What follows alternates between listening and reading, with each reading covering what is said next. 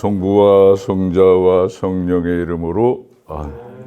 하늘에 계신 우리 아버지 이름이 거룩히 빛나시며 아버지의 나라가 오시며 아버지의 뜻이 하늘에서와 같이 땅에서도 이루어지소서. 저희에게 이름을 양식을 주시고 저희에게 잘못한 일을 저희가 용서하오니 저희 죄를 용서하시고 저희를 유혹에 빠지지 않게 하시고 악에서 구하소서. 아멘. 좋으신 아버지 하느님, 이 시간 당신께 의탁합니다. 주님의 성령께서 비추시어 당신의 말씀으로 은혜로 함께하는 시간 되도록 저희를 강복하여 주시옵소서. 예수 이름을 기도합나이다. 아멘. 성부와 성자와 성령의 이름으로 아멘. 안녕하세요. 저는 춘천교구 소속 선교사 이상덕 이삭입니다. 또 제가 생활하는 곳은 원통성당 용대공수에서 지내고 있습니다. 또 사순절이 또 많이 부족한 저한테 사송특강 말씀하셨을 때 좀 감사도 드리고 많이 부족한 데는 생각했습니다. 그러나 또 기쁜 마음으로 이 은혜를 같이 나누려고 이 시간을 함께 합니다. 오늘 주제는 사순절의 선물입니다. 우리가 사순절을 하면 늘 저희 여정안에서 힘들고 때로는 지치고 해야 할 덕목들이 많이 있잖아요. 그래서 또 무거운 쪽에서 접근을 할 때가 많았는데 이 사순절이야말로 하느님의 엄청난 선물이 있다는 것을 알면 우리는 힘들지 않고 더 기쁨으로 사순절을 보낼 수 있을 것 같아서 이렇게 준비를 했습니다. 하느님은 우리 모두를 거룩함으로 부르십니다. 레위기 19장 2절에 보면은 하느님께서는 모세 선지자를 통하여 내가 거룩하니 너희도 거룩한 사람이 되어라고 말씀하십니다. 그런데 이 말씀 안에 우리는 전부 다 우리가 죄인이라는 의식을 가지고 생활하고 있습니다. 어떻게 죄인들이 거룩한 사람이 될 수 있을까 고민도 해봅니다. 그런데 이것이 이제 오직 회개를 통해서만 이 거룩함으로 나갈 수 있는 초대를 받는 것이라고 생각합니다. 우리는 죄의 종류는 많이 있을 수 있습니다. 여러 가지 죄의 종류는 많이 있지만 죄의 결과로 나타나는 것들은 부정, 또 불의, 불결 이런 상태가 되어지는데요. 이런 상태가 되어졌을 때 우리는 하느님 앞에 설 수가 없다는 거죠. 하느님은 거룩한 히브리서 12장에 보면 하느님의 태우시는 불이다. 그러니까 거룩하지 않은 것은 하느님 안에 존재할 수가 없습니다. 그러니까 우리가 하느님 앞에 나가기 위해서는 거룩한 존재로 성화되어야 되는 과정이 저희들이 신앙 여정이 아닌가 생각을 해봐요. 우리가 잘 아는 루카복음 15장에 당자에 비해서 작은 아들은 아버지 집을 떠나고 멀어지고 아버지를 잊고 방탕생활과 탕진을 하게 되고 또 주변이 기근인 듯 어려워졌고 결국은 자기가 갈 수 있는 장소는 돼지 치는 농장에 목보로 갈 수밖에 없었죠. 그러니까 제 상태는 아버지를 떠났을 때 불결하고 부정하고 불의하기 때문에 이 아들은 아버지 앞에 설 수가 없는 거죠. 그런데 길이 하나 있어요. 그것이 바로 회개입니다. 어떠한 잘못도 어떤 죄인도 회개하면 주님 앞에 설 수가 있는 거죠. 그래서 이 회개야말로 우리를 부르시는 은총 중에 큰 은총이 아닌가 저도 생각을 해봅니다. 구약성서에 보면 이런 예언서 이런 말씀을 많이 들었잖아요. 회개하여라. 요엘 예언서 같은 경우에는 옷을 찢지 말고 마음을 찢어라. 마음을 수술을 받아라. 마음의 껍질을 벗겨라. 아주 강한 예언자들의 말씀입니다. 그래서 이렇게 강하게 말씀하시는 것은 우리를 거룩함으로 불러서 당신 앞에 세우고자 하는 하느님의 은총이라고 저는 생각합니다. 하느님 우리한테 살고 싶어도, 하느님 우리를 살고 싶어도 우리가 하느님 앞에 서면은 다 태워줄 수 있는 존재이기 때문에 세울 수가 없는 거죠.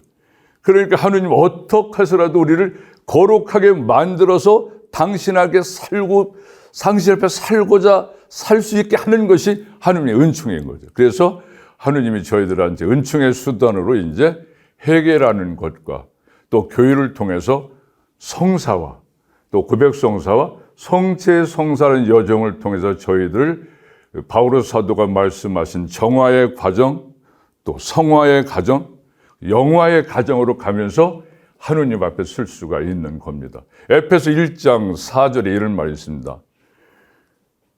하느님 은총으로 여러분을 거룩하고 흠없는 사람을 만들어 그 앞에 세워주셨습니다. 그러니까 우리가 그 에베소에서 말씀도 우리가 흠없고 거룩한 사람으로 만들어서 앞에 세워주셨는데 그걸 하느님의 사랑이라고 하죠. 이 사랑이 바로 무엇이냐면 그리스도를 통하여 순환, 죽음, 부활이라는 하느님의 사랑을 통해서 우리가 거룩함으로 나가게 되었다는 거죠. 그래서 오늘 이 회개를 가지고 이렇게 말을 시작합니다. 이 복음을 열면 마태복음 3장에 어떤 말들이 나오냐면 처음으로 나오죠. 세례자 요한도 회개하여라 하늘나라가 가까이 왔다. 예수님도 회개하여라 하늘나라가 가까이 왔다. 근데 세례자 요한은 더 그 말씀을 길게 늘려서 하십니다. 요르단 강가에서 세례자 요한이 기고하고 있을 때 요르단 그 주변 사람들이 회개하고 영세를 받으러 세례를 받으러 강가에 올 때 그때 사두가이 사람들하고 바리사이 사람들이 함께 오게 됩니다. 근데 세례자 요한의 말씀이 엄청 강합니다. 이 독사의 족속들아, 다가올 징벌을 피하라고 누가 일러주느냐? 회개했다는 증거로 행실을 보여라. 이 아브라함을 우리 조상이라고 입 밖에 내지도 마라. 하느님께서는 이 돌을 가지고 아브라함의 자손을 만들 수 있다. 이미 도끼가 나무 뿌리에 닿았으니 열매를 맺지 못하는 가지는 찍혀져 불 속에 던져질 거를 말씀을 하시잖아요. 그러니까 예수님 얘기를 더 보태서 하십니다. 그분은 타장마장에 키를 들고 알곡은 추려 곳간에 넣고 쭉정이는 꺼지지 않는 불 속에 던진다고. 그러니까 첫 번째 하시는 말씀 속에 회개와 더불어 심판의 얘기까지도 세례자 요한이나 예수님 말씀에 들어있죠. 그래서 이제 제가 이렇게 생활해 보면서 늘 묵상하는 거지만 우리 자신을 보면은 또 뭔가 떨어져 있고 뭔가 쭉정이 같은 그런 것을 실감할 때마다 좌절하기도 하고 또 성찰하기도 하고 도전을 하면서 이 여정을 가고 있습니다. 그래서 저는 오늘 세례자 요한의 말씀 중에서 또 예수님 말씀 중에서 떨어졌다, 좋지 않은 열매를 맺었다, 이 부분에 대해서 가지고 좀 말씀을 드릴까 합니다.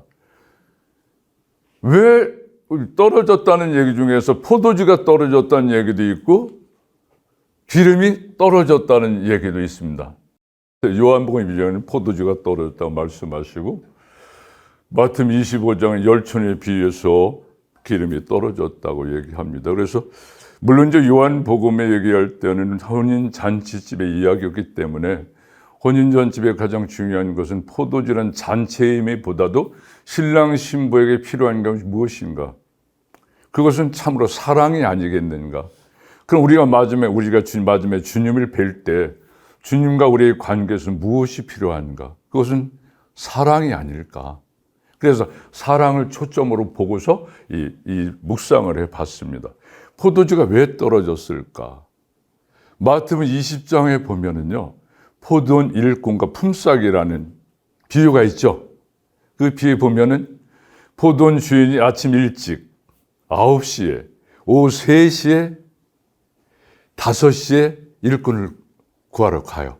그래가지고 불러서 한 데나리온은 품값을 정하고 일을 시켰습니다.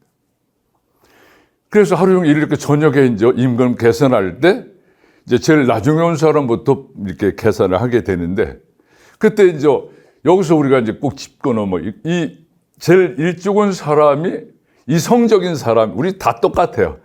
계산을 했을 거 아니에요. 저 나중에 온 사람이 한 대레온, 한 시간을 이루고 한 데나리온을 받았다면 나는 8시간은 더 했으니까 7데나리온을 받아야 된다고 그냥 계산이 되는 거였었잖아요. 그래서 그런 마음을 가지고 갔는데 주인은 한 데나리온도 주지 않았고 거기에 불만을 품은 아침에 온 일꾼은 거기에 얘기를 하는 거죠. 왜 똑같이 대우하십니까? 그러니까 이제 주인은 내 것을 가지고 내가 선을 베푸는 데서 네가 어찌 이런 말을 하는가 이런 말씀을 하셨죠. 이게 묵상이 되는 거예요. 이게 이 아침 그러니까 이 예를 들어서 이 포도원이라는 걸 교회의 개념으로 바꿔서 한다면 아침 일찍 온 사람은 신앙생활을 일찍 한 사람일 수도 있잖아요. 그죠? 뭐 얼마인데 모르는 신앙생활 일찍 했어요. 그러면 이 교회라는 공동체 우리가 배우는 교회의 가르침이 뭐예요? 사랑도 배우고 용서도 배우고 뭐 인내도 배우고 이런 덕목을 많이 배웠으니까 아침부터 와서 열심히 일을 했다면 교회 공동체 그런 것을 인격화시켜야 됐잖아요. 그런데 어떻게 지냈는지 모르지만 나중에 그 어려운 처에 놓인 형제 앞에서 말하는 태도를 보니까 그 형제님은 열심히 살긴 살았는데 일했는데 신학의 덕목 중에 뭐가 빠진 것 같아요? 그죠? 사랑이 빠져 있는 것 같아요. 이 형제가 잘못한 게 아니잖아요. 이 형제가 뭐 잘못해? 열심히 11조도 냈고 주일도 지고 금식도 금육도 했고 신심을 다 했어요. 열심히 했는데 이성적으로 열심히 했는데 주님이 원하는 사랑의 부분이 결핍이 있는 거죠. 그 질책하겠다는 것이 아니라 예수님 우리한테 하는 것은 너희들이 이성을 가지고 판단하고 지성을 가지고 지적하는 일이라면 나는 이 세상에 오지 않았다. 너희들이 다 하고도 남는다는 거죠. 근데 우리는 생활할 때 신앙의 접근이 나 자신도 보면 먼저 이성적으로 판단하고 지성적으로 지적질을 하고 따지고 가르치죠. 묻지도 않았는데 막 설명하고 청하지도 않았는데 막 충고하고 이런 경우가 또 저도 선교사 생활을 이런 거 더 많은 거예요. 그러니까 이제 아침에 일진 형제가 그 사랑이 부족한 것에 대해서 포도원 주인인 예수님은 마음이 속상하셨을 것 같아요. 그러니까 그럼 이 형제는 뭐 잘못한 게 없어요. 그런 거 신앙을 잘 다져놨으니까 이제 은혜만 받으면 되잖아요. 그죠? 은혜만 받으면 더 지성과 영성이 같이 맞물리는 그런 선물을 갖게 되는 거죠. 그렇다면 이제 그래서 우리가 포도구주가 떨어졌다고 하는 것은 바로 우리 모두가 이 예수님이 가리키는 사랑의 문제에 대해서 우리 좀 고민을 해야 되는 것이 아닌가. 또 고린도 13장에 이런 말, 사랑장이 나오잖아요. 천사의 말을 해도 재산을 다 나누어 줘도 불 속에 뛰어들어도 사랑이 없으면 소용이 없습니다. 이렇게 얘기하잖아요. 제가 오상영성원에 피정을 갔는데 그날 수사님이 아침 피정 끝나고 이 상본을 하나씩 주시면서 강론을 하셔요. 하는데 이런 말씀을 자기 조카가 청주에서 서품을 받았는데 그 서품 상본이라고 줬는데 그 상본이 뭐냐면 나귀를 타고 예루살렘에 입성하는 그 상본이었어요.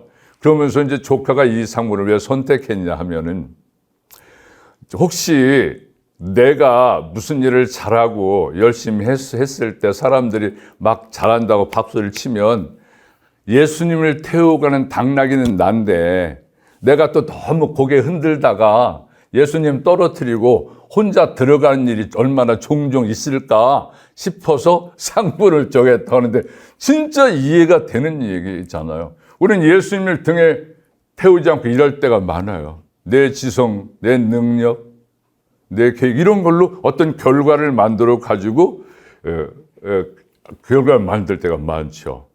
그럼 그 결과는 뭐냐면 따지게 되고 또 시부분별하고 잘했다 못했다 네가 했다 내가 했다 이런 어떤 안 좋은 결과로 매듭을 질 때가 많죠. 그러니까 주님이 또 사랑 얘기를 저한테 좀 해주고 있는 것 같아요.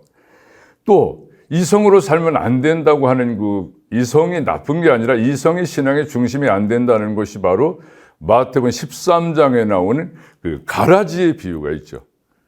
분명히 제자들이 뭐래요? 예수님한테. 예수님 좋은 씨 뿌리지 않았나요?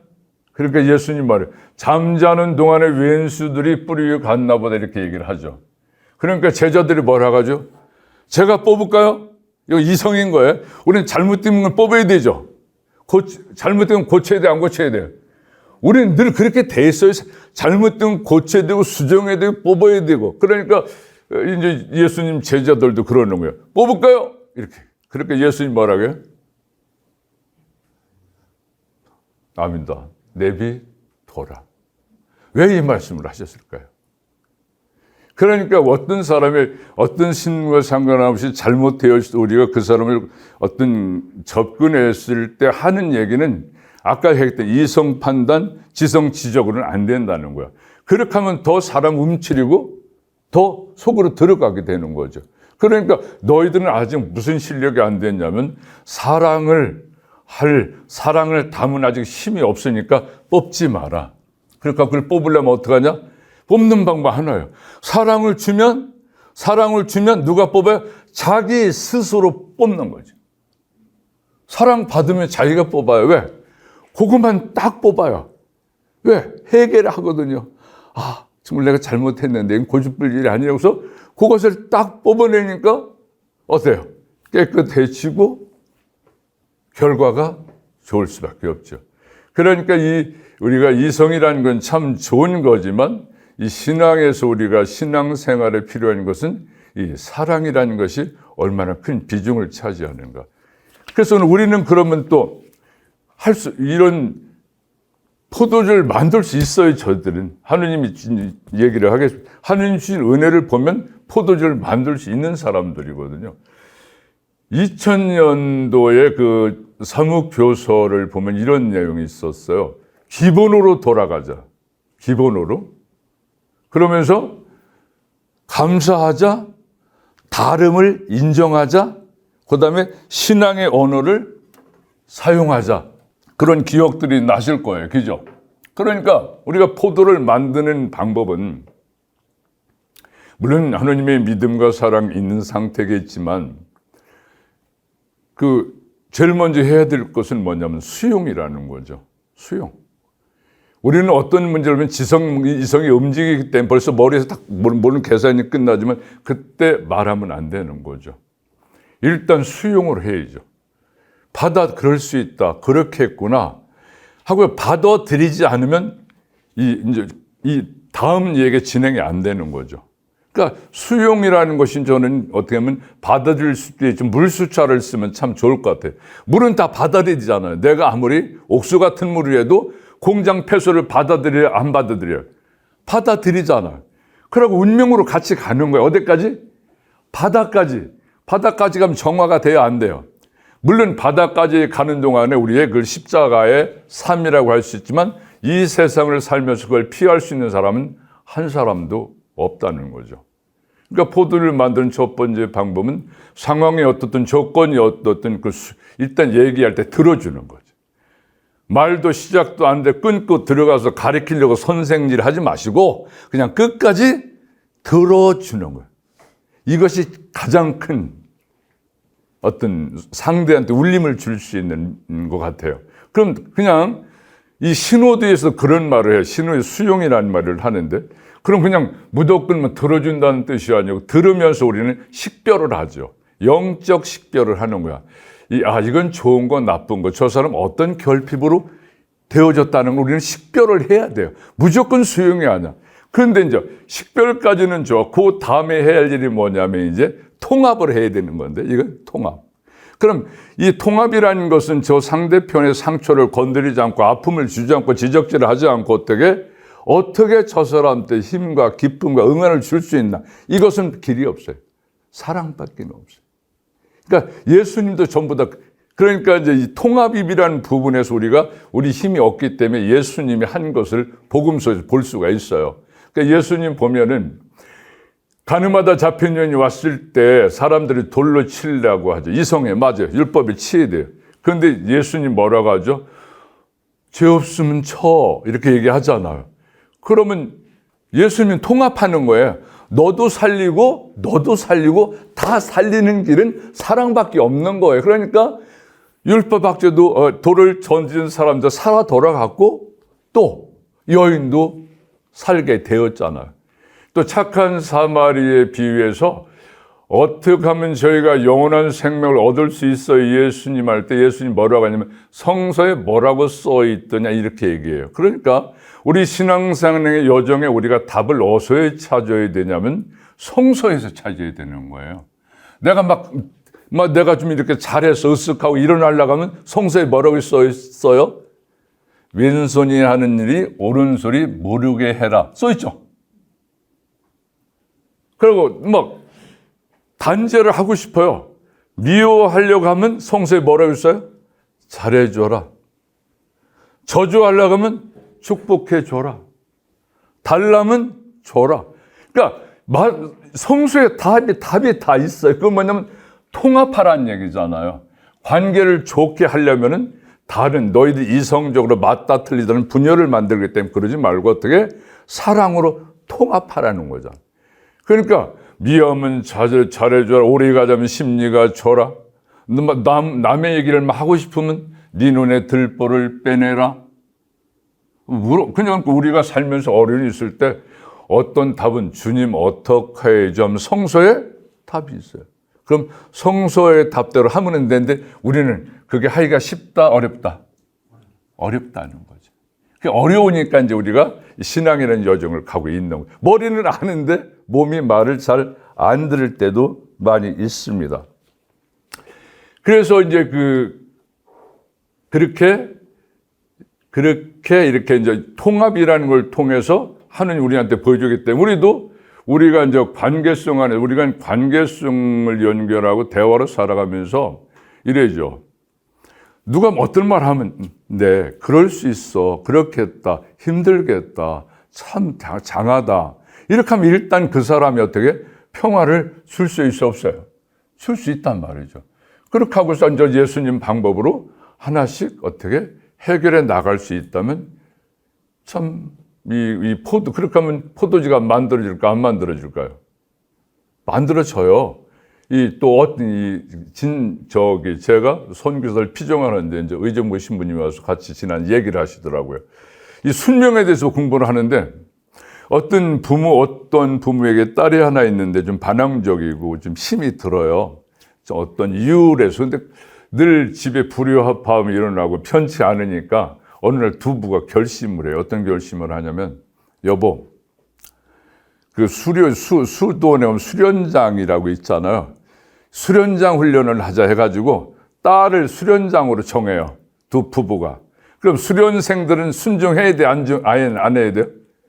그 수련생들은 무조건 수련장한테 순종을 하게 되는 거죠. 그때부터 이제 부모는 부드럽고 편하고 긍정적인 태도로 딸이 하는 모든 일에 칭찬으로 힘든 순간도 다 침묵하면서 지켜냈어요. 그랬더니 얼만큼 지나니까 아이가 부모를 따라하기 시작하더라는 거예요. 부모를 따라하기 시작하면서 변화가 일어났을까요? 안 일어났을까요? 일어났죠. 애가 표정이 바뀌고 말하는 투가 바뀌고 생활 태도가 바뀌더라는 거죠. 그래서 그러고 다른 말로 하면 이게 그냥 어떤 돌 항아리의 맹물 같은 인생이 그 사랑을 통해서 어떻게 사랑을 회복할 수 있는 거잖아요. 우리는 할 수 있다는 거예요. 그러니까 우리가 이제 일상생활의 많은 관계 속에서 그런 모든 대화의 순간들을 만남의 순간들을 정말로 어떤 수용이라는 것을 먼저 가지고 접근하면은 그 다음 문제는 굉장히 쉬워질 수가 있어요. 나 자신도, 가족도, 교회도, 공동체도 우리는 만들 수가 있거든요. 제가 배운 수용이 하나 있었어요. 제가 충청도 문산에 선교사 생활할 때인데 그 공수에 지체장애에 있는 한 청년이 있었는데 지금은 이제 어른이 됐죠. 그 친구가 이제 세례를 받고 영세를 받았어요. 받고서 이제 마르크라고 했는데, 이 집이 이제 공사하고 그 마르크 집이 가까우니까 이제 자주 만나게 돼요. 만나게 되고, 제가 마르크야 하면 대답을 어떻게 하면 이렇게 해요. 네, 이렇게 대답을 해요. 왜요? 이렇게 하면 왜요? 이게 네, 어떤 감정이 근데 듣는데 굉장히 편해요. 그러고 뭔가 맑아요. 그래서 몇 번 듣다 보니까 내 감정도 그 감정을 타게 돼요. 그래서 집사람이 부르면 나도 네, 전에는 안 그랬지. 왜 불러? 바쁜데 이렇게 부를 수 있잖아요. 근데 이제 바뀐 거예요. 예수를 자주 하게 돼요. 네. 근데 이것도 건성을 하면 안 돼요. 네. 안 돼. 네 하다 보니까 어떻게 돼요? 흐름이 이제 네 할 때 상대편의 어떤 흐름이 좋은 흐름으로 이제 평화를 얻기 시작하는 거잖아요. 그다음부터 이제 성모님 생각을 한번 해요. 성모님도 아들을 낳았더니 예수를 하여라 할 때 뭐라 하겠어요? 네. 이 네 한마디면은 정말로 많은 걸 바꿀 수 있겠구나. 이 네라는 걸 참 생활에 실상을 한번 연결해 보는 거예요. 저는 지금 어린아이들한테 예수를 잘해. 예. 그러고 선생님 안녕하세요. 이렇게 얘기를 해요. 어린아이들도.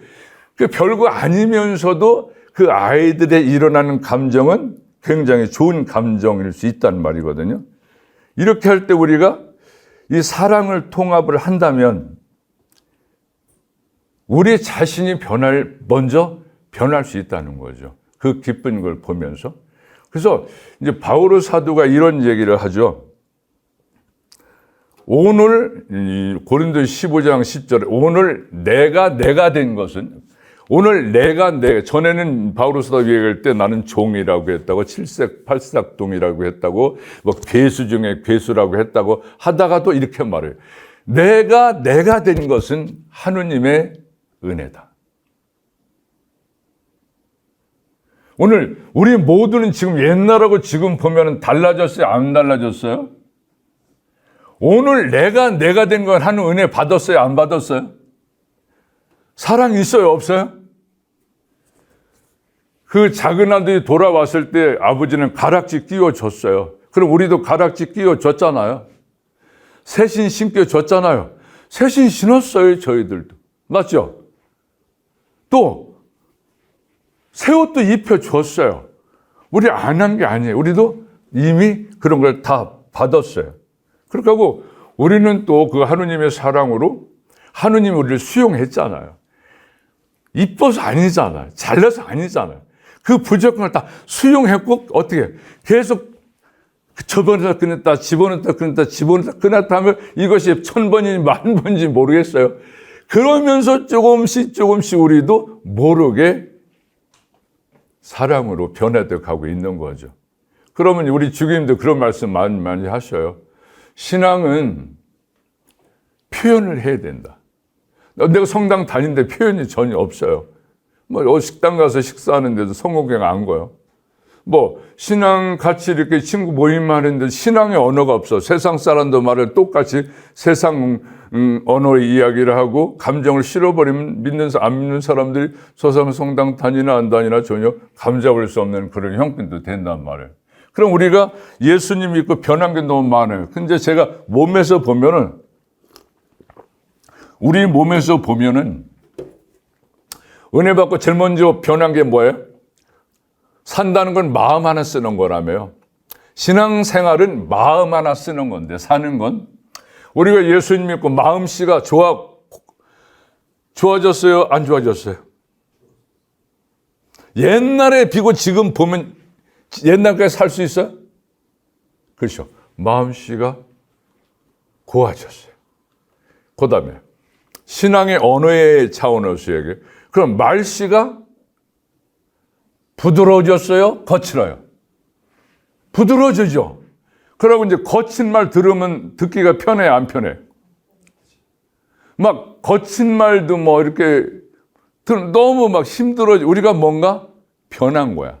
또 우리 살아가는 모습이 우리 살아가는 모습이 어때요? 살아가는 모습이 맵시가 있죠. 그죠? 맵시가 있어요. 깔끔해요. 봉사할 때 어떻게 해요? 어디가 봉사할 때 깔끔하잖아요. 그러니까 어떻게 보면 우리가 회개라는 건 전 인격의 회개인데 표시 내지 않고 예수님이 절대 우리 사랑하는 표시 안 냈잖아요. 그러나 뭐 해준다는 표시지 않고 잘못하면 그냥 어때? 집었다 꺼냈다 한번 집었다 성사부로 한 번 또 내놓고 집었다 내놨다 집었다 내놨다 하니까 지금 우리의 모습이 된 거거든요. 그러니까 이 수용이라는 것 안에는 이 수용은 통합하기 위해서 수용하는 거잖아요. 근데 이것은 내 이성으로는 받을 수 있다 없다. 내 이성으로 받는 가시방석인 거야. 앉혀놓고 지적질하고 가리켜야 되고 훈계해야 되고 내 뜻대로 고쳐야 되니까 될 일이 하나도 없어요. 이건 뭐 다 아는 이야기는 하지만 늘 시끄러고 소란스러운 거잖아요. 그러니까 포도주가 떨어졌다 그 얘기는 바로 뭐냐면 예수님이 안 계시다는 얘기도 되고 예수님하고 같이 동행 안 한다는 얘기도 되고 예수님 은혜로 내 안에 그런 어떤 수용할 수 있는 능력이 없다는 게 아니에요. 작다는 거예요. 아직도 뭐다?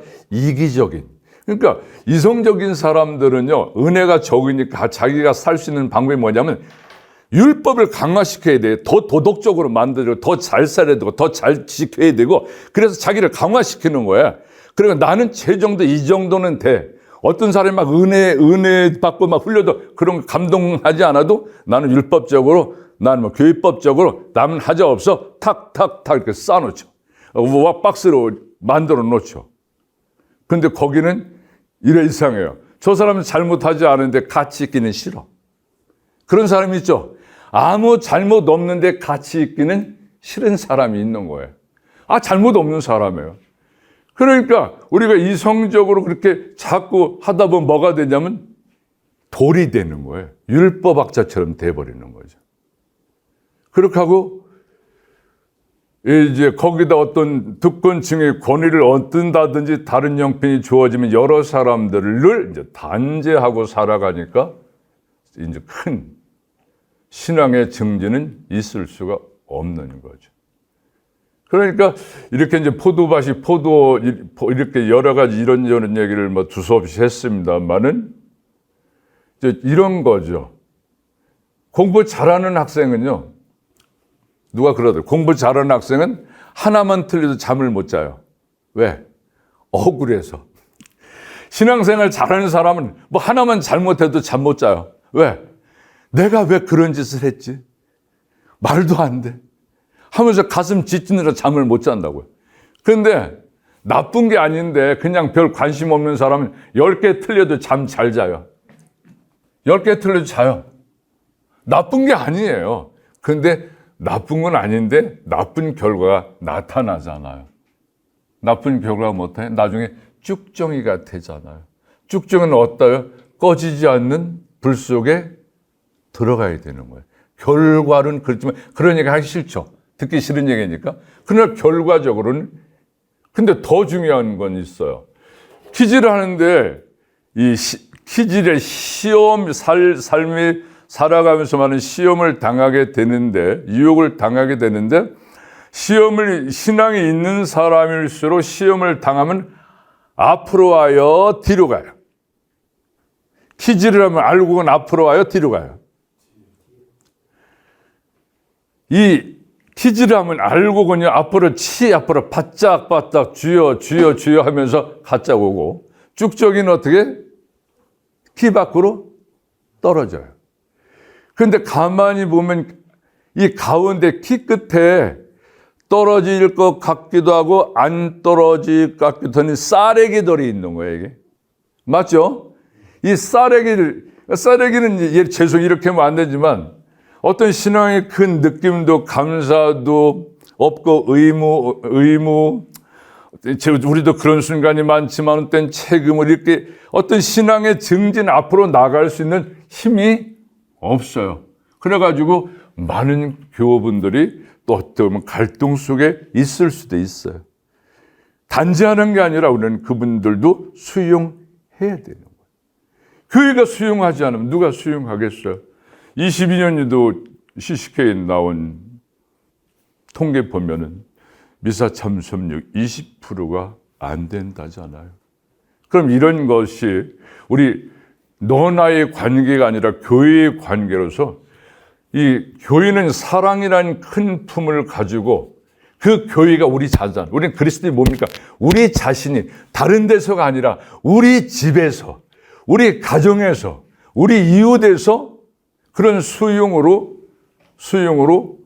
통합하지 않는다면 그런 분열은 계속될 것이고 우리는 또 언제 어떤 모습으로 변할지 모를 것 같아서 사랑 얘기를 한번 해봤습니다. 왜 포도주가 떨어졌는가? 한번 세상에 유혹이라는 것이 있어 떨어지기도 하지만 내가 너무나 완고하기 때문에 수용을 못할 때도 많다는 거죠. 그래서 주님은 그렇게 그 겨자씨에 비유해서 너희는 뽑을 수 없어. 사랑할 때만 뽑을 수 있다는 말씀을 하셨던 것 같아요.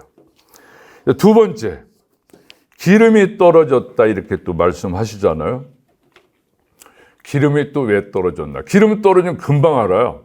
옛날 집들 보면요. 회장님들 옛날 집들 보면 집 오래된 거 문 열어올 때 기름 떨어지면 소리 나요, 안 나요? 삑 소리 나요, 이렇게. 그러니까, 기름 떨어졌다. 근데 사람을 불러봐. 누구야? 불렀는데 금방 알아요. 기름 떨어진 소리는. 불러, 여보인데, 왜? 기름 떨어진 거, 이거? 기름 떨어진 소리. 불러보면 알아요. 얘기 들어보면 기름 떨어진, 우리가 이렇게 멀리에서 어떤 사람 얘기하는 거 들어봐도, 저 기름 떨어졌다는 거 우리가 알 수 있어요.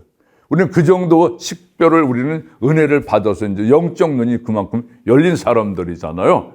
그러니까 기름이 떨어져. 그런데 그럼 이 기름을 어떻게 만들어야 되나? 이제 어지간히 아실 거예요. 근데 제가 또 이제 저 충청도 문산 공수에 있을 때 가을 되면 어머니들이 이제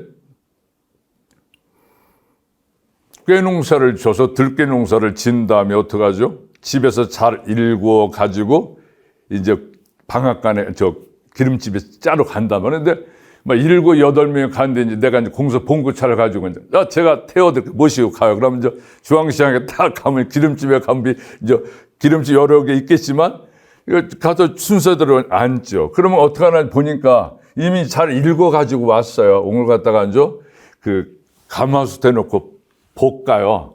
볶는데 자동적으로 볶더라고요. 얼마 정도 볶으니까 그걸 갖다가 압력 틀어놓고 짜는 거야. 그걸 보면서 나도 이제 한참 쳐다보고 있다가 어떤 생각이 드느냐면 열처녀 생각이 나는 거야. 열처녀 생각 기름이 떨어졌다고 나왔잖아요. 그러니까 왜 떨어졌을까? 물론 안 짰으니까 떨어졌겠지 해봤지만 우리는 어떻게 기름을 짜야 되지? 라는 생각도 해보고 내 자신이 나는 얼마나 기름이 떨어져 있나도 보게 되고 나는 기름을 어떻게 짜지 하는 생각을 하고 있었어요. 그런데 바로 거기서 답이 나오는 거예요. 그 어떤 느낌이 오는 거야. 그러니까 기름을 짜려면 볶아야 돼, 안 볶아야 돼요? 어떻게 볶아야죠? 형용사로 달달 태우면 안 돼요. 태우면 쓰니까 달달 볶아서 그 다음에 끝난 게 아니라 유압기에 집어넣고 어떻게? 압축으로 해야 돼요. 기름을 짜려면 달달 볶아야 되고 유압기에 들어가서 짓눌려야 되는구나. 그럼 내가 신앙이라는 차원에서 영적으로 기름을 짜려면 누가 나를 달달 볶아줘야 돼? 안 볶아줘야 돼? 대답들 한번 해보세요. 너무 안 볶아주면 나는 기름 못 짭니다. 나는 나 못 볶아요. 그죠? 누가 볶아줘야 되죠? 근데 볶아주는 사람이 누구예요? 남편, 아내, 자식, 형제, 멀리 안 살아요. 다 어디에 살아? 다 내 대문 앞에 밥상 먹에 있는 사람들이 나를 볶는 사람들인 거예요. 나를 무시하는 사람, 멀리하는 사람, 직장 상사일 수 있어요. 그러니까 나를 볶고 나를 짓눌러주는 그 술 아니면 나는 기름을 짤 수가 없다. 그렇게 그런데 여기서 중요한 게 있어요. 볶을 때 뜨겁다고 튀어나가면 기름 짜져야 안 짜져요? 튀어나가면 안 돼요. 이게 볶일 때는 제대로 볶이기 위해서 만약에 튀어나갔다는 기름이 안 짜지는 거야. 날 무시한다고 짓누를 때 쳐들고 일어나면 기름 못 짜는 거야. 이 어떤 법칙이 있는 거예요. 이게 예수님 참 기가 막히게 비유를 만들어 놓으신 거예요. 그러니까 볶을 때나 짓누를 때나 참아야 돼, 안 참아야 돼? 말 한마디만 하면 어떻게 돼요? 잘 볶아지다가 말 한마디만 하면 공룡물이 되는 거잖아요. 아, 그렇구나. 그러니까 내 구원을 위해서 정말 마지막에 써야 할 기름은 바로 누가 만들어주냐면 그런데 사랑하는 가족, 형제들인 거예요. 근데 성서에 그렇게 써놨어요. 마태복음 11장 보면 이렇게 써놨어요. 나는 칼을 주러 왔다. 뭐를 주러 왔어? 칼을 주러 왔다. 그럼 이렇게 써요. 아들이 아버지를, 딸이 어머니를, 며느리가 시어머니를 달달 볶을 것이다. 그렇게 썼죠. 그 달달은 안 넣었지만 서로 왼수가 될 거라고 했어요, 안 했어요? 그 성서에 그 다음 주제 너무 재밌어요. 집안 식구가 왼수다. 거기 읽어봤어요? 집안 식구가 왼수야. 달달 볶는. 근데 성서는 더 재밌어요. 왼수를 야, 성서가 기가 막혀. 나는 막 사랑하라니까 막 아프리카 누구를 사랑하는 줄 우리는요 대문 밖에 누구 사랑 못해. 나도 사랑 못하고 남도 사랑 못하는데 그게 쉬워요? 그러니까 혈연관계 핏줄만은 그래 좀 낫잖아요. 그러니까 너희들이 성가정을 회복해서 부인을 사랑하고 남편을 사랑하고 자식을 사랑해서 하나로 수용하고 통합해서 너희가 산다면 난 더 바랄 거 없다는 거죠, 하느님. 이 세상 모든 문제는 그게 안 돼서 지금 이렇게 된 거예요. 세상 문제는 부부 문제가 안 됐기 때문에 다 생긴 거예요. 부부가 잘 살아봐요. 세상 문제는 하나도 일어나지 않습니다. 그러니까 하느님은 한번 묵상을 해봐야 돼. 이렇게 하느님은 우리를 구원하려고 어떻게 내 구원을 어디다 갖다 놨어요? 밥상머리 앞에 갖다 놓은 거야. 내 구원이 어디 있다? 밥상머리 앞에 있는. 그래서 부자의 나자로 비유 있잖아요. 이 부잣집 앞에다 나자로 갖다 놨잖아요. 근데 부자가 아무리 사업이 바빠도 한번 쳐다봐야 되는데 사업 바쁘다고 못하니까 하느님이 그럼 너 구원 어떡하나? 너 바쁘냐? 그럼 데려다 놓게 해서 구원받을 수 있는 존재를 갖다 대문 앞에 딱 갖다 놨어요. 그러면 근데 아침에 자가용터가 나가면 또 서리 본다고 바빠가지고 못 쳐다보는 거예요. 못 봤어요. 그러니까 어떻게 됐어요? 나중에 어디 갔어요? 그러니까 하느님께서는 어떻게 하면 단죄하지 않아요. 부자 단죄하지 않아요. 하느님은 열애가 없어요. 누구든지 다 당신의 자녀들이기 때문에. 그래서 어떻게 하면 구원할 방법을 그렇게 연구를 해서 갖다 놓은 거잖아요. 그러니까 우리는 오늘도 다시 한번 이런 사순절에 멀리서 애덕 실천보다는 오늘 왜? 좀 더 띄워서 좀 살려주세요. 기분 좀 살려주고 얘기해봐. 거기서 포도주를 못 만들면 어디서 만들 건데? 성당에 가서 1시간 앉았다 포도주 생겨요? 안 생깁니다. 성서 100번 읽어보세요. 안 생겨요. 둘이 만나서 내가 포도주를 만들어 줄 때 포도주가 들어오는 거지. 어떻게 포도주를 만들 수? 이 법칙은 불변의 법칙인 거예요, 하느님이. 주세요. 하느님, 우리는 살면서 많은 부탁할 수 있어요. 주세요 하지 말고, 주님, 저는 이것밖에 안 되는데 도와주세요 하면 주님이 어떻게 돼요? 성서 역사를 다 보세요. 아브라함이 대단했어요? 모세가 대단했어요? 다윗이 대단해서 한 사람도 다. 근데 주님, 저는 이것밖에 안 돼요 하고 내놓으니까 주님이 여기다 보태서 쓰는 거죠. 내가 내놓으면 보태서 쓰는 거지, 안 내놓고 주시옵소서 이거 있을 수 성서 법칙에 내가 보니. 그러니까 크든 그렇게 큰일 하지 말라고요. 지극히 작은 일에 충실한 사람에게 내가 10골을 준다고 했잖아요. 작은 자식들한테도 작은 따뜻한 그 포도주가 담긴 그런 따뜻한 말 한마디면 변화시킬 수 있어요, 없어요? 포도주 만들 수 있어요, 없어요?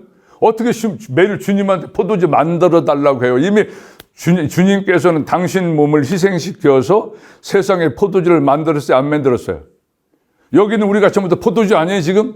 예수님 포도주 아니에요? 예수님 때문에 지금 다 포도주 된 사람들 아니에요? 우리가 잘못 있어도 포도주는 포도주예요, 지금? 그죠? 포도주예요, 지금 우리는. 요 소크라테스는 몰라서, 신학을 몰라가지고 너 자신을 알라 하지만 우리는 금방 알잖아요. 우리는 빛과 소금이야. 그 사람들은 평생 공부해도 안 되는 걸 주님 한 번에 가르쳐 주잖아요. 너희들은 빛과 소금이야. 공부 안 해도 이렇게 다 가르쳐 주잖아요, 예수님이. 그러니까 큰 과업이 아니라 작은, 소아들에서 작은 것의 영성 아니에요. 작은 것 하나, 눈빛 하나에도 진짜 사랑을 한번 담아보고 혀끝에도 한번 사랑을 담아본다면 기름 떨어진 것은 해결될 줄 믿습니다. 맞아요? 그러니까 우리가 오늘 이제 두 가지, 포도주가 왜 떨어졌나 한번 봤고, 기름이 떨어졌나 봤는데, 그건 우리가 또 할 수 있다는 거죠. 저희들이. 그러니까 이 기름을, 그러니까 결국은 예수님 뭐라고 이런 말씀 하시잖아요. 십자가를 한 번만 지고 오라고 했어요? 매일 지고 오라고 했어요? 좀 심해요, 그죠? 매일매일 십자가를 지고 따라와. 그러면 매일매일 새로운 뭐가 생긴다? 포도주가 생긴다? 새로운 기름이 만들어진다. 그러면 다른 말로 하면 영적으로 수준이 높아진다. 너희들이 내 계명을 지키면 내 제자다. 그럼 진리를 깨우치고 자유를 얻게 되리라. 그러니까 그런 모든 육은 우리한테 원하는 게 뭐예요? 뭘 주겠다는 거예요? 자유. 자유를 주겠다는 거잖아요. 지금 우리가 자유가 없어요. 따지고 보면 진짜 사랑하는 사람은 자유가 있어요.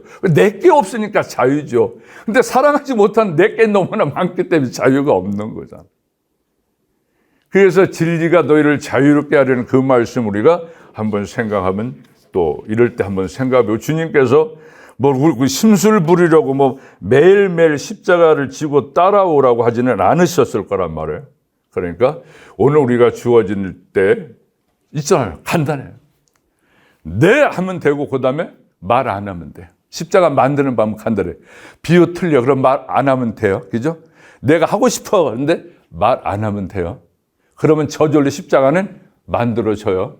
계속 있으면 눌려요. 그러면 짜져요, 안 짜져요? 짜져요. 그러면 기도를 할 때 다른 기름은 안 돼요. 주의 십자가를 사랑으로 진 기름을 가지고 저녁에 다 씻고 잘 때 성모상 앞에서 가슴 여기다 불을 딱 붙이고 기름 고여 있으니까 성모성을 하면, 기도를 하면 이건 하늘로 올라갈까 안 올라갈까요? 내가 만든 기름이니까 이건 떨어질까요, 안 떨어질까요? 언제나 샘솟는 기름을 가지고 살아가는데 이런 기름은 하나도 없고 그냥 촛불만 켜놓고 기도 응답을 바라면 안 들어주는 게 아니라 따뜻하지가 않죠. 이 신앙에 우리가 바울 사도의 우리 영성원 여정, 정화, 성화, 영화로 가는 과정에 꼭, 그래서 바울 사도는 뭐라고요? 유다인은 기적을 요하고 그리스도는 지혜를 찾지만 나는 십자가에 못 박힌 예수 그리스도만을 선포합니다. 이런 얘기 하죠. 내가 자랑할 것은 십자가밖에는 자랑할 게 없습니다. 그리스도를 알고 부활의 능력을 깨닫고 십자가를 지고 십자가에서 죽는 것이 당신 소원이라고요.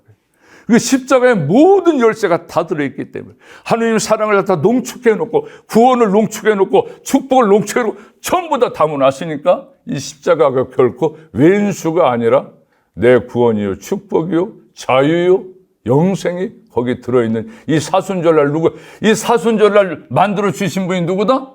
하느님이. 악마가 저질러는 일이 뭐예요? 좀 이따 가겠습니다.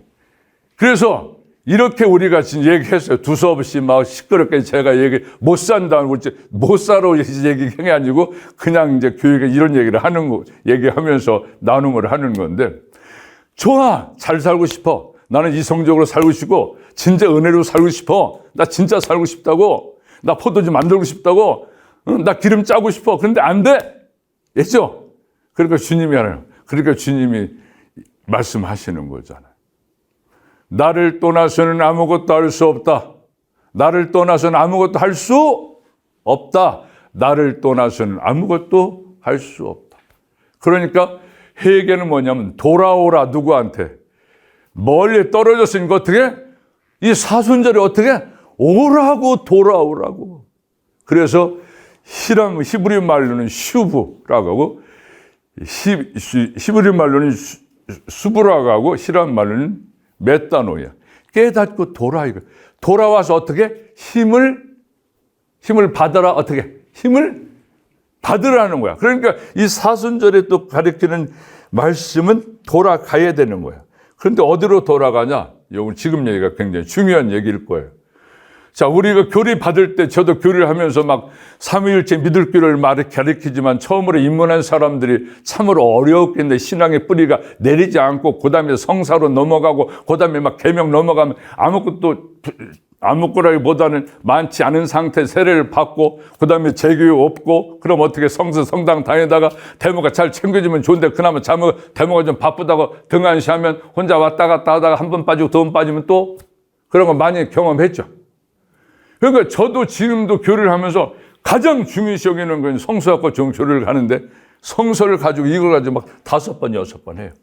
왜냐하면 너무나 중요하기 때문에. 이스라엘 백성들이 에집트 나올 때 아무것도 없었어요. 430년 노예 생활을 했는데 무슨 율법도 없었어요. 그저 조상들한테 들은 얘기는 아브라함이 우리 계약을 맺어가지고 영원히 함께 계신다고 그랬어. 이 얘기밖에 들은 게 없었어요.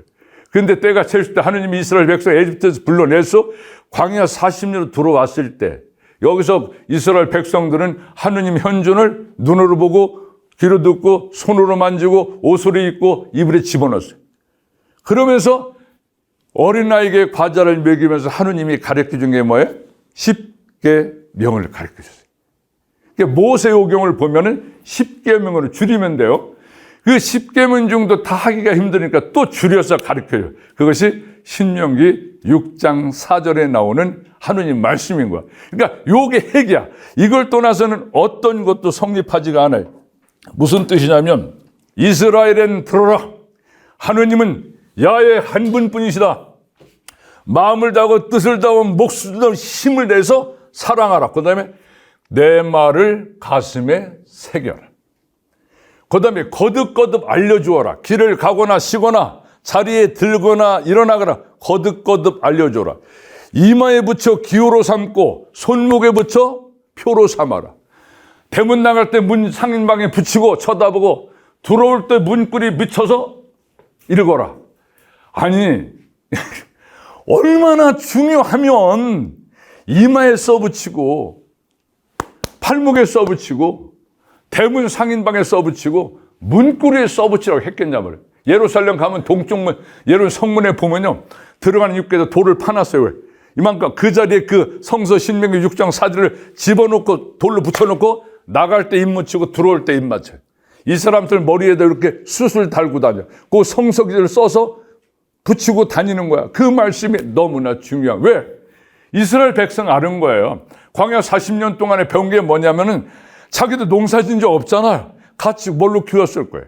그런데 이 하느님이 너희들 어떻게 살았니? 뭐 어떻게 먹고 살았어? 하면 이스라엘 백성들 할 말은 주님의 입에서 난 말씀으로 먹고 살았어요. 밖에는 또 할 말이 없는 거잖아요. 왜? 사실이 그러하니까. 그러니까 우리한테 가르치는 신앙의 뿌리 기둥이 있다면 하느님은 한 분이시다. 하느님은 사람은 빵으로 사는 게 아니라 하느님의 말씀으로 산다.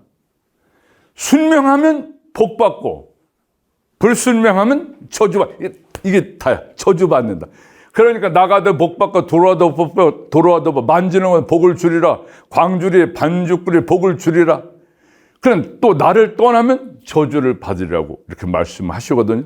그러니까 성서의 가장 중요한 핵심 믿음의 뿌리, 우리의 믿음의 뿌리는 교리받을 때가 아니라 바로 이스라엘 백성이 광야에서 만드는 신앙, 하느님 한 분이다, 말씀으로 산다, 순명하면 복 받고 불순종하면 저주 받는다가 신앙의 뿌리인 거죠. 이것을 우리는 아침 저녁 되새기, 그래서 시편에 있는 거야. 왜냐하면 그 말씀을 주시고 이스라엘 백성들이 실생활대로 살아서 어떤 결과가 나타나는지가 시편이나 잠언서나 집회서나 이거 말씀대로 살았더니 이렇게 되고 안 살았더니 이렇게 됐다는 걸 적어놓은 게 그 이제 성문서에 써 있는 거야. 말씀을, 그러니까 아침 저녁 그 법을 되새기는 사람, 그에게 안 될 일이 무엇인가? 냇가에 심어진 나무같이 잎 푸르고 열매 맺으리라. 내 상황 조건, 내가 금수저 은수저 지식 있고 없고 이건 중요하지 않고 내가 지금 누구하고 있느냐가 중요한데, 그것이 바로 우리의 하느님이라는 거예요. 이것을 그러면서 말을 해요. 신명기 와서 이제 이스라엘 백성을 가나안으로 들어갈 때 모세 예언자가 뭐라고 하냐면, 다시 한번 법을 쫙 읽어주면서 뼛속에 새겨라. 어떻게? 뼛속에 새겨라. 얼마나 중요하고 귀한 말씀은 우리를 이렇게까지, 그래 또라라는 게 반복하고 훈련해서 인격을 만들어서 뼛속에 집어넣을 때 너희들은 어떻게? 튼튼하게 보장받을 수 있고 안전하게 여정을 갈 수 있다는 거죠. 우리가 그 씨름 같은 거 보고 운동선수가 넘어지면 뭐라고 하죠? 아, 저 선수 중심을 잃었군요. 그래요. 중심을 잃으면 어떻게 돼요? 넘어져요. 우리 신앙생활의 중심이 누구예요? 하느님이야. 하느님 말씀으로 산다를 잃어버리면 넘어져요, 안 넘어져요? 넘어졌어. 넘어진 사람은 전부 다 중심이 흔들리거나 문제가 있는 거예요. 나한테 하나도 없어요. 어떤 사람은 집을 졌어요. 집을 잘 졌어. 집을 잘 지고 막 잘 해놨어. 근데 그게 신앙생활, 그러니까 막 성당 열심히 다니고 뭐 훈련 신심운동도 하고 주배도 하면 뭐 괜찮은데, 집은 잘 져놨는데 성당도 한 달에 한 번씩 가고, 예를 들면 어떤 상황이 있어서 집을 자주 펴. 그럼 집을 져놓고 오래 펴놓으면 집이 뭐가 되죠? 폐허라고 되죠. 폐허가 오래되면 뭐가 되죠? 폐가가 되죠. 폐가가 오래되면 누가 살죠? 우리 옛날 어른들 한 말이 있죠. 귀신이 살죠. 귀신이 뭐 먹고 살죠? 씨나라 까먹고 살죠. 하느님이 씨 뿌리러 나갔어요. 사랑, 기쁨, 평화, 인내, 선행, 온유, 진설 다 뿌려놨어요. 그나마 떨어졌는데 땅속으로 들어가지는 뭐 길바닥에 떨어졌어요. 그러면 나갔다 놓는데 다시 들어와서 어떻게 꼭꼭 똑똑 집어먹고 찍으면 결국은, 이거 제 말 아니죠? 성서에 있는 말 그대로인 거예요. 그러니까 나갔다가 빈들을 돌아다니다가 숨을 꼴 다시 들어와서 일곱을 데리고 들어와서 그 집은 전보다 상태가 나빠지리라고 얘기도 하는 거예요. 그러니까 우리가 중요한 건 하나님 말씀이 축이 되고 중심이 되지 않는다면 우리는 어디서든지 흔들릴 수밖에 없는 것이고, 포도주 안 만드는 건 당연하고 기름 안 만드는 건 당연한 거예요. 그러니까 하느님 말씀 중에서도 모세오경 많이 읽어야 되고, 그 중에서도 레위기, 신명기 많이 읽어서 하느님 구약을 많이 읽으면 믿음이 생겨요. 구약을 많이 읽으면 자꾸 믿음을 강화시켜 놔야만 흔들리지 않는 거죠. 죄송해요, 이렇게 말해서 성서 씁니다, 성서 읽습니다. 근데 성서를 다 썼는데 성서 기절 5개만 얘기해 봤는데 외운 게 없어요. 성서 다 필사했는데 아는 기절 10개만 얘기해 봐. 없어. 잘못한 게 아니에요. 저도 막 일주일 동안 성서 강독하고 왔어요. 하고 나면 막 믿음이 팍 들어와.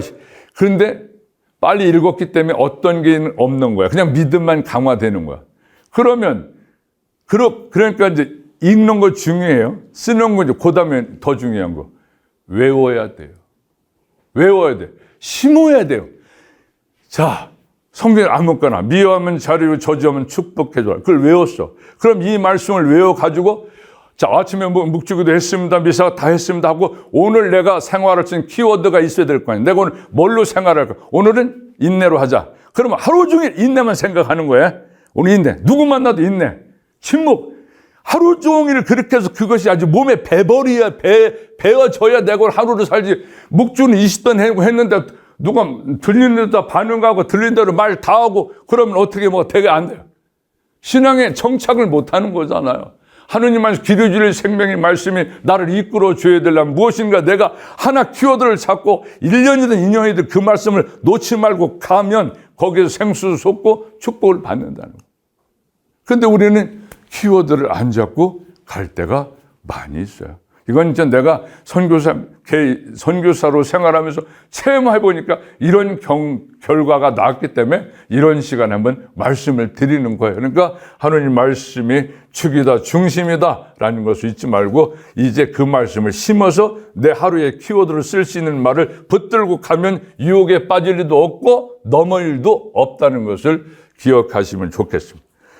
자, 이제 거의 다 됐습니다. 참 이제 우리는 해결을 해야 돼. 해결을 하면 해결을 어떻게 해야 되냐면은 우리는 그 율법적인 덕목으로 판공상서도 봐야 되고 여러 가지 덕목을 실천하는 걸로 해결을 보지만 진짜 해결은 그게 아니고 예수 그리스도의 십자가를 잘 바라봐야 되는 거예요. 왜냐하면 예수님이 나는 왔다는 얘기를 많이 해요. 나는 죄인을 부르러 왔다, 칼을 쥐러 왔다, 진리를 증거하러 왔다, 나는 뭐 섬기러 왔다, 나는 많은 말씀을 하지만 이런 말씀이 있어요. 나는 악마가 저질러 놓은 일을 파멸시키러 왔다. 야, 이것처럼 큰 악마가 저질러 놓은 일 파멸시키러 왔다. 요한일서 3장 8절이 얘기해. 악마가 저지르는 게 뭐예요? 불순종, 그다음에 뭐예요?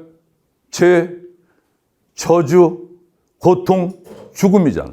지금까지는 그렇게 살았어. 이렇게 짓눌렸어. 그런데 예수님이 와서 자, 순종, 그 다음에 저주를 없애버리고 평화를 주시고 축복, 영생을 주셨어요. 그러니까 악마가 저질러 온 일을 파멸시키는데 어떻게 왜 했냐면 하늘에서 되는 일이 아니라 이 말이에요. 히브리서 2장 14절 말. 내가 살과 피를 가지고 와서 이 말이 중요해. 죽었다 부활함으로 죽음의 권세를 꺾어버리고 한평생 죽음의 공포에 짓눌려 살던 사람들을 해방시켰다. 이게 핵심. 예수님의 가장 큰 핵심이 이거예요. 살과 피를 가지고 있다 죽었다 부활하심으로 인하여 죽음의 권세를 꺾으시고 죽음의 고통에 질리던 모든 사람들을 어떻게 죽음으로 해방시켰다. 이것이 구원인 거죠. 다른 덕목이 아니라 그것을 이룬 것이 바로 십자가에서 예수님, 우리의 죄를 짊어지고 하느님께 기도했어요. 내가 이 대속하겠노라. 그래서 내가 이렇게 죽음으로 저 백성들이 떳떳하게 살게 될 걸 안다고 이사야 53장에는 얘기를 이제 정리해 놨죠. 이해되시죠? 이게 가장 중요한 대목이에요. 그러니까 십자가는 그냥 오늘 생긴 것이 아니고 우리 구속을 완수하기 위한 성부, 성자, 성령께서 해서 만들어 놓은 최고의 선물, 가방끈의 액세서리가 아니고 최고의 선물이 바로 십자가라는 거야. 그래서 어떤 자매님이 계신데 얼굴에 화상이 심하게 입었어가지고 몇 번의 성형수술 결과로 병이 나아지지 않았어요. 그게 좀 흉해요. 딸이 하나 있는데 엄마 얼굴이 흉하니까 자기도 조금 편치가 않겠죠. 같이 동행하는 것도 편치가 않고 애가 클수록 그래. 그래서 이모가 와서 그러는 거예요. 엄마 얼굴에 상처가 왜 생긴 줄 아니? 어릴 때 집에 불이 났는데 119 소방서에 들어갈 수가 없었거든. 근데 엄마는 뿌리치고 들어가 너를 구해갖고 오다 보니까 너는 이렇게 예쁘게 멀쩡한데 엄마는 화상을 입었어. 애가 말귀를 알아들은 거예요. 나는 엄마가 나이키나 사주고 예를 들면 좋은 옷이나 사주는 게 사랑인 줄 아는데 그 엄마 얼굴의 상처는 뭐야? 자기를 얼마나 사랑했나를 각인시키는 표잖아. 그걸 딱 하는 순간에 그건 상처가 아니야. 뭐야? 우리 엄마의 나의 생명을 살린 하느님의 사랑인 걸 알게 되는 거죠. 우리는 십자가를 보면서 다른 거 느낄 거 없어요. 저분이 정말 나를 위해서 돌아가셨지, 저분이 나를 이제 돌아가셨지를 10,000번이고 1,000번이고 해서 내 안에 딱 내면으로 들어오는 순간 뭐가 벌어지냐면 거기서 빛이 생겨나는 거예요. 그때 빛이 생겨나는 거예요. 머리에 있는 걸 아무리 이해하고 논리적으로 말하고, 그거 죄송합니다. 나쁜 건 아니지만 가슴을 못 건드려 줍니다. 그래서 건드려지면 거기서 이제 벌어지고 깨지고 하면서 어떻게 빛이 올라오면서 이제 내가 은혜 속, 은혜면 다 변하게 있죠. 돌덩어리도 은혜 맞으면, 쇠덩어리 은혜 맞으면 뭐든지 안 변하는 것은 있을 수 없습니다. 그러니까 이 사순절이라는 의미를 말을 많이 안 해도 좋고 책을 많이 좀 이렇게 묵상을 많이 하면서 조용히 지내면서 그 십자가, 당신이 나를 위해 돌아가셨군요. 이것이 최고의 믿음입니다. 어떤 면 나를 위해 정말 돌아가셨네요. 느껴지면 나는 변할까요? 안 변할까요? 뭐 계명 지키려고 뭐 노력할까요? 필요, 그럼 왜 계명을 지키려고 노력을 안 하죠? 어떻게 하면 하는 일 기쁘게 해주고 포도주를 만들까, 기름을 짤까, 막 자진해서 하고 싶지, 이걸 억지로 시켜서 결과를 만들어낼 수는 없잖아요. 예를 들면. 그렇기 때문에 이 사순절은 바로 하느님 우리를 구원뿐만 아니라 우리의 영육의 축복을 위해서 하느님이 주신 최고의 선물이라는 거 잊지 마시고, 자, 이제 선물을 받은 사람이 한 사람이 변화된 사람을 얘기하고 끝내겠습니다. 자케오라는 사람을 이렇게 하면 쉬우면, 자케오, 제가 제일 좋아하는 게 자케오인데 은혜를 많이 받았어요. 이 자케오, 돈 많은 세관장의 자케오는 예수님이 지나가고 있으나 기가져 볼 수 없었다. 그래서 예수님이 가는 길을 앞질러 달려가서 돌 무화과나무 올라가서 기다리고 있었다. 근데 예수님이 지나가면서 자케오야 얼른 내려오너라, 내가 오늘 너희 집에 머무러야 되겠다, 이렇게 얘기를 하셨어요. 야, 상황은 빨리 제가 이제 설명을 했어요. 자케오, 돈 많은 세관 자케오는 그렇게 어리석은 사람도 아니고 그렇게 실력 없는 사람도 아니죠. 세관장이라는 직책을 가지고 필요한 어떤 업무를 능력 있는 사람인데, 자기 안에 뭐가 있냐면 불필요한 진실이 있는 거야. 불편한 진실이 자기 안에 있는 거야. 그래도 뭔가 해결된 답답함이 있는 거야. 그래서 예수님이 지나간다를 듣고 어떻게 간절하게 진실로 한번 좀 꼭 만나보고 싶고, 나도 자유를 얻고 싶다. 그래서 예수님이 가는 길을 앞질러, 진실하고 절실해야 돼요. 회개는 진실하고 절실한 거야. 어디든 상관없어요. 그래, 달려가서 어디에요? 돌 무화과 나무에서 딱 앉아서, 이런 표현은 죄송하지만 많은 나무가 있는데 돌 무화과 올라가 있다는 건 내가 살아온 인생의 열매가 있다 하나, 이 열매는 다른 사람이 도움이 안 되는 무가치한 거다. 그래서 자기는 할 일이 없어. 더 할 게 없어 있잖아. 자기는 달렸고 기다렸고 예수님을 보기를. 근데 예수님이 지나가면서 생면부지잖아요. 만난 적 없잖아. 자케오야 얼른, 그러면 자케오 얼른 내려, 내가 오늘 너희 집에 머물어야 되겠다. 자케오는 어떻게 됐을까요? 자기 이름을 불러줘. 얼른 내려와. 어디에 머물러? 너희 집에 머물러. 저는 이걸 갖다가 성탄이라고 해요. 이걸 성탄이라고. 물론 대림 때도 회개해야 되는 거야. 너희 집에 머무르겠다는 거. 뭐 했더니, 회개했더니, 간절하게 했더니, 절실하게 했더니, 막 했더니, 너희 집에 본 적도 없는데 들어오겠다는 거예요. 회개가 얼마나 중요한 거예요. 그러더니 사람들이 그래요. 웅성, 저 죄인의 집에 들어가 묵는구나. 이렇게 얘기를 하는 거예요. 죄인의 집에 들어가 묵는구나. 그렇게 하고 조용해. 어떤 장면이 지나가는지 모르는데 한참 시간이 지나면 자케오가 나와서 하는 말이 있죠. 주님, 제 재산 반을 딱 잘라서 나누겠습니다. 내가 남걸 횡령한 걸 네 갑절로 갚겠습니다. 이 두 마디 했어요. 그랬더니 예수님 뭐라고 그때 한 말이 있죠. 이게 이제 세례자 요한이 한 말이 거기서 이루어지는 거야. 너의 집안에 구원을 받았다. 너도 아브라함의 자손이 됐다. 세례자 요한이 뭐라고 했죠? 바리사이 사람들한테 하느님이 이 돌을 가지고도 아브라함의 자손을 만들 수 있다 없다 하셨죠? 그 돌멩이 같은 자케오를 드디어 아브라함의 자손을 만들었어요? 안 만들었어요? 만들었어요. 그러고 또 마귀가 뭐라고 했어요? 첫 번째 40일 금식했을 때 하느님 아들이세요? 그러면 이 돌 가지고 빵 만들어 보세요. 만들었어요. 지금 자케오 이 딱딱한 돌이 뭐가 됐어요? 빵이 됐잖아요. 이게 주님이 하시는 능력이고 은혜라는 거죠. 회개를 통해서. 이게 무슨, 그러니까 이제는 자케오는 어떤 사례냐면 전에는 있지만 먹을 수 없는 열매였지만 지금은 어떻게 이제?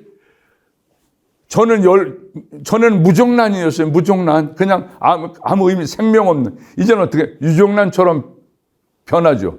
부활절에 우리가 계란 먹잖아요. 계란 먹는데 막 밖에서 깨서 집어넣으면 뭐가 되죠? 후라이가 돼요. 그죠? 밖에서 깨서 후라이지. 그런데 사순절을 내가 잘 깨닫고 안에서 깨고 나오면 뭐가 되죠? 뭐가 되죠? 병아리가 되죠. 내가 안에서 깨고 나오면 병아리가 되지. 이것이 부활절이지. 막 깨진 삶은 계란 먹지 말고 내가 안에서 깨고 나와서 어떻게? 자케오처럼 너도 아브라함의 자손이 되었구나. 너도 너희 집안의 구원을 받았다면 우리는 더 없는 축복일 수 있습니다. 물론 못 살아서 이런 얘기 하는 거야. 복음 얘기를 이렇게 해보는 거죠. 선교 살면서 느꼈던 부분이 있었기 때문에. 그렇기 때문에 이 자케오의 열매, 이것은 회개해 주는 최고의 선물. 그랬으니까 이제는 성탄, 그다음에 부활까지 이루어졌습니다. 제가 진도에서 선교사 생활할 때인데 진도는 공수가 16개나 있어요. 그래가지고 선교사 3명이 나누어서 선교 생활을 하는데 어느 날 공수를 갔어요. 여름에 갔는데 그때는 소공태 모임이 아니라 반 모임을 갔는데 어머니들은 8시까지 밭에서 안 돌아와 일을 하시느라고. 그런데 8시에 이제 선교사 왔으니까 공수에 모여가지고 이제 묵조오단하고 뭐 책도 없고 아무것도 없으니까 또 눈도 오니까 내가 이제 이런 얘기 저런 얘기 또 소망 담은 얘기를 하다 보면 한 30분, 40분 하는데 끝나면 꼭 막걸리를 한잔 한단 말이에요. 막걸리 한잔 하는데 이제 이 어머니들이 나를 생각해서 선교사님 우리가 이렇게 늙었고 앞도 안 보이고 깜깜하니까 답답하지요. 또 말해봐야 뭐 하나 알아듣는 것도 없고 그렇지만 우리도 아는 거 있어요. 이제 이 말을 하고 싶은 거야. 그래도 아는 거 있어요. 그게 무슨 뜻이냐면은 어느 신부님인지 어느 선교사인지 모르는데 그 어머니들이 그런 형편을 잘 아시고 노래를 하나 가르쳐 주고 갔어요. 진도니까 진도 아래당이 제일 잘하겠죠. 근데 진도 아래당에 뭘 집어넣냐면 예레미야서 2장 22절에 있는 말씀하고 지혜서 6장 12절에 있는 말씀을 집어넣는 거야. 예레미야서 2장 2절 있는 거야. 비누나 내 죄를 씻는데 비누나 잿물로 씻지 못해. 하느님 그러는 거야. 네 병이 있는데 그 병이 진통제 가지고 안 돼. 약이나 진통제 가지고 안 돼. 이거 이제 하느님 얘기를 한 거야. 요 얘기를 진도 아랭에다 딱 집어넣어서 이제 노래를 가르쳐 주고 어머니들 하라고 하는 거야. 그래서 제가 요거 해드리고 끝날 거예요. 보세요. 이 말이 얼마나 큰 메시지가 들어있는지. 비누나 양잿물로 내 죄 씻은 거 아니요. 우리 주님 피로써 나를 씻어 주셨네. 약이나 진통제로 죽을 병 고친 거 아니요. 우리 주님 부활로 나를 고쳐 주셨네. 하느님 아버지 참 감사합니다. 구세주 예수님 참 감사합니다. 이것을 밭을 갈아가면서 약이나 진통 나 끝. 그래서 나 그만 나 이제 선교사 그만. 아무리 학식 이성 지식 아니죠. 그 한마디가 울림이 돼서 아무도 안 쳐다보는 벌판에서 홈에 들고 약이나 이런 어머니가 계셨다면 우리는 행복한 거 아니겠어요? 우리 사순절 참 좋은 사순절이잖아요. 이 주신 선물 가지고 제가 두서없이 했던 얘기들 다 덮어주시고 또 기쁜 사순절 보내주시면 감사하겠습니다. 이상입니다. 영광이 성부와 성자와 성령께 성부와 성자와 성령의 이름으로 아멘. 감사합니다.